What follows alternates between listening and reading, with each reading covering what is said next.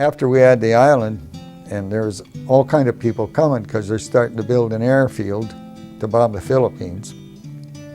And so there was one day that it was just about done, and there was many people coming there, and so the lieutenant that was my lieutenant, he was demolition man, but he was lieutenant over me and one other demolition man. But anyway, he told me that he showed me a spot where he wanted me to make actually, you know, you could do it. You can't believe how good a hole you can make in the ground. Like he wanted a hole about 6-8 feet wide and about 3-4 feet deep, you know.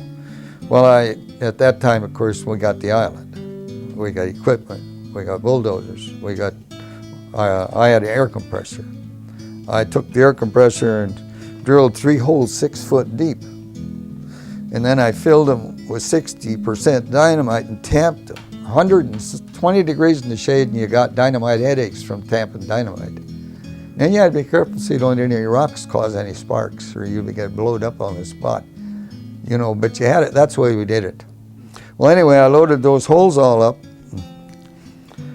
put my 40-second fuse under, but before I did all that thing, this lieutenant, he went down in this whole area right next, about a half a block, the closest fence to where they could be on the other side was a big tent area. It was probably like, 3 blocks long, tents next to each other, and probably about 4 or 5 deep, you know, all the way along there, see? But they told us how far back they wanted us to be away from them. But people don't like to be too far because it's too far to go, you know? So anyway, I loaded up the holes, and he come back and waved at me that all the people were out of them tents. And he was the officer in charge of me. And so he said, just yell fire in the hole and set her off. And so I yelled fire in the hole 3 times, which is what demolition men did if they were around civilization. And then I lit the fuse and laid down the spot I'd already chosen. And I'll tell you what, there was of course that island was rocks, and not the kind of rocks we got here, but they were phosphate type rocks. And anyway, it blew a nice hole about 6 feet deep at least, and a little deeper than that. And then it was probably about this wide, about 7, maybe 6, 7, 8 feet long, you know, 3 charges sitting in there. And anyway, you couldn't see very good for about 10 minutes or something because there's a lot of stuff flying around there when you got that much dynamite going off. Well, anyway, there was one boulder about like this, and it took off out of there and it flew over into that tent row and it hit a tent. And that tent went flying both directions. It just split the tent, and it went right down through a GI bunk, sitting like Bob is sitting there on one.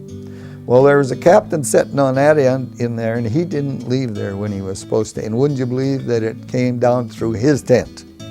And it went next to him and down. You know, they used to take and use those deals, what do we call them? They put lumber and all the stuff on them, you know, just pads, pellets. So they had pellets under their bunks, you know, rather than dirt. Well, so anyway, it went down the other side and through the pellets and down into the ground, and it bounced him off this other side onto the deck. And here, he's the captain, you know, this guy, airplane captain. He came out of there. I didn't see him come out. But anyway, he came out, and I'm the only guy he's seen up there where that hole was. He had his pistol drawn, and he comes up the hill. He's going to kill me. Can you imagine, you know, what you felt like?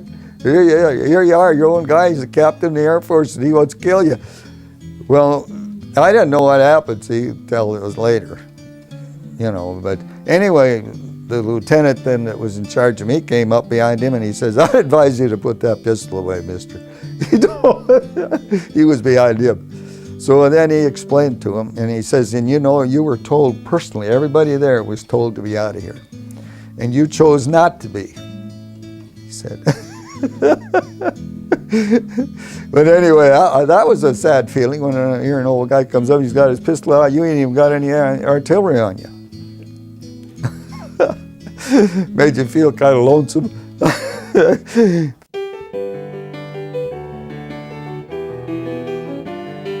So then after we had the island, then I did learn to understand from a lieutenant colonel who was in charge of our outfit that we took that island actually so we'd be closer to Japan, and also so that, you know, you might have heard about MacArthur in all your news things or the media or whatever.